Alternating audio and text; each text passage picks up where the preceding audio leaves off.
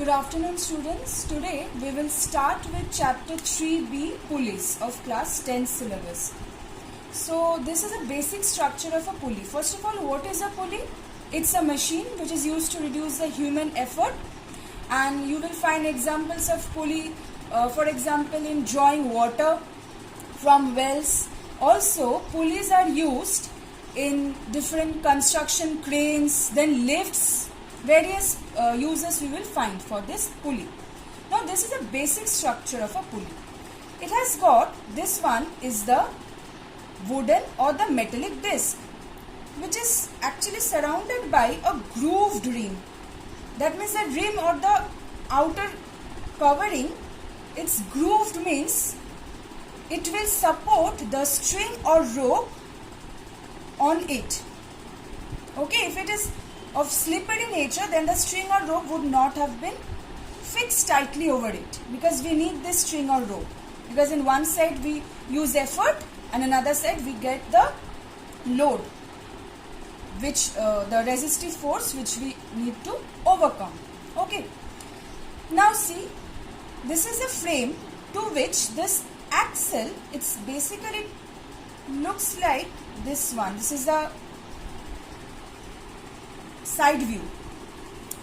So basically the axle is attached to the frame with the help of a nail. Okay, so this serves as the axis of rotation. This serves as the axis of rotation. Now this is a basic structure of pulley, and we will find various cases in which the structure, I'll show how it changes. First of all, you have single pulley.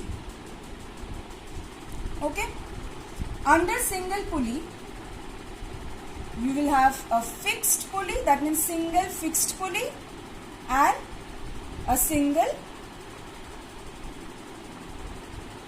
movable pulley.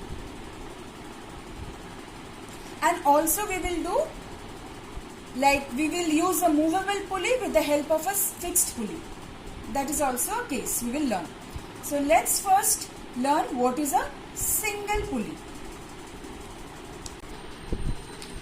Okay, see, single fixed pulley and single movable pulley. For a single fixed pulley, the axis of rotation is fixed with the help of a hook to a rigid support, and one end we are applying the effort, another end a load is attached. Suppose for example we are drawing water from well. What do we do actually? We apply force in the downward direction using a pulley, and the water, say bucket containing water, it moves upward, right? Now the load means it is acting downwards. That is, what is the load here? The weight of this, whatever you have taken, weight always acts downwards, and effort also we are applying downwards. Now see, we are making certain assumptions.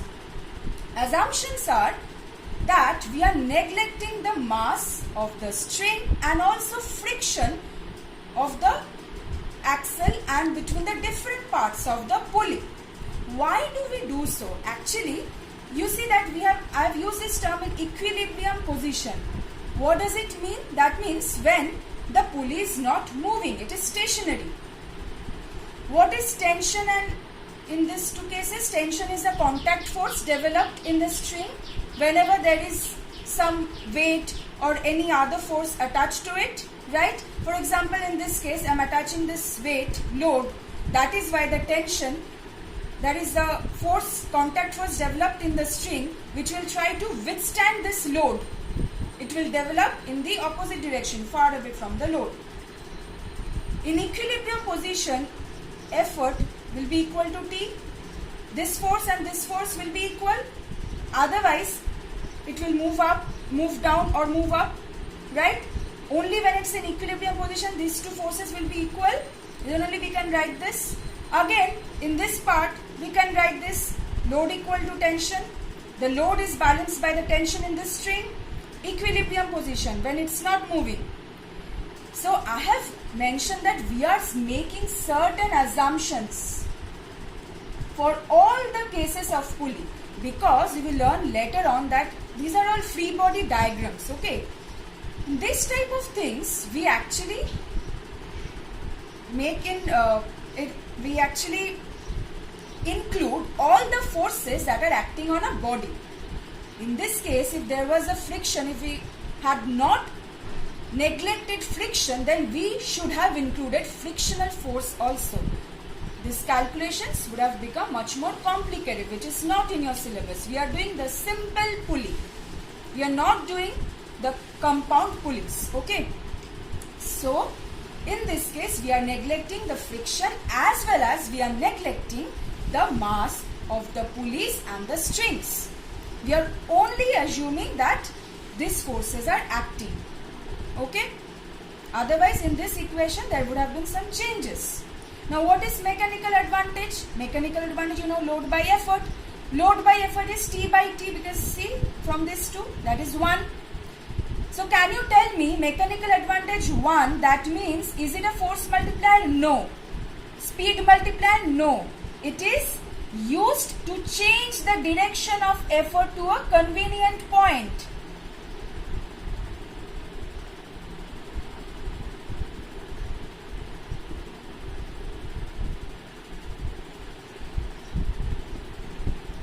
Because it is easier for us to pull the, say for example, when we are lifting water from the well, it's easier for us to apply force in the downward direction, in the direction of gravity. There is no force to oppose us. That is why.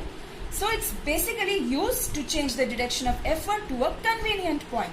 Velocity ratio, we know, displacement of effort arm by displacement of load arm. See, the effort arm, if moves by d distance downward, load arm will move by d distance upward. So dE by dl, if we assume dE equal to small d, dl equal to also will be small d, equal to 1. So what is efficiency? Which formula? Efficiency is mechanical advantage by velocity ratio. In the machines chapter, in the beginning we have done. This is applicable for levers as well as pulleys. All our machines. So if efficiency is 1, this is also 1, this is also 1. So 1, or we can write 100%, right? Ideal pulley. Efficiency 100% means ideal pulley. In case of practical pulley, it will be less than 100%. For single movable pulley, just see, in this case axis of rotation was fixed. In this case, axis of rotation is not fixed. It is movable. It is movable. We are attaching from the axis of, that is the axle, we are attaching the load.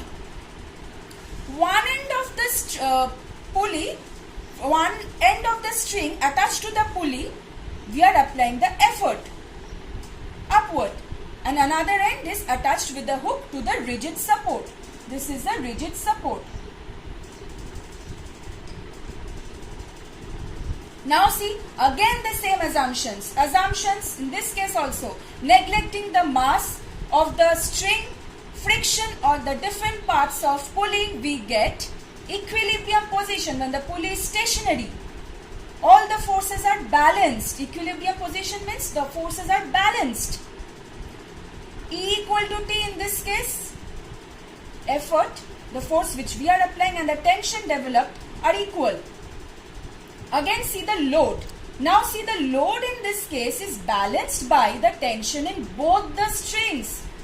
See, in this case it was attached to this part only, but in this case it is attached in such a way that the load is balanced by the tension in both the strings. L equal to 2T. Mechanical advantage is load by effort, that is equal to 2T by T is equal to 2. Greater than 1, force multiplier.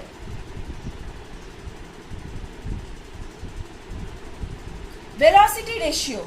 Now see, suppose if I assume that the load, say dl equal to small d, the load moves up by d distance. What will happen then? Suppose in this case it has moved up by d distance. Can you see then? Then both the strings in both the segments will move up d distance. That means what is the net displacement of effort? 2D. If this is moving up by D, this is moving up by D, this is also moving up by D, so total 2D. So dE by dl, velocity ratio equal to 2D by D, if we assume dl equal to D. That is the displacement of the load arm. So again see the efficiency, applying this formula, mechanical advantage by velocity ratio is again 1 or 100%. Ideal pulley. In case of practical pulley, it will be less than 100%. We can also use this single movable pulley with the help of a single fixed pulley.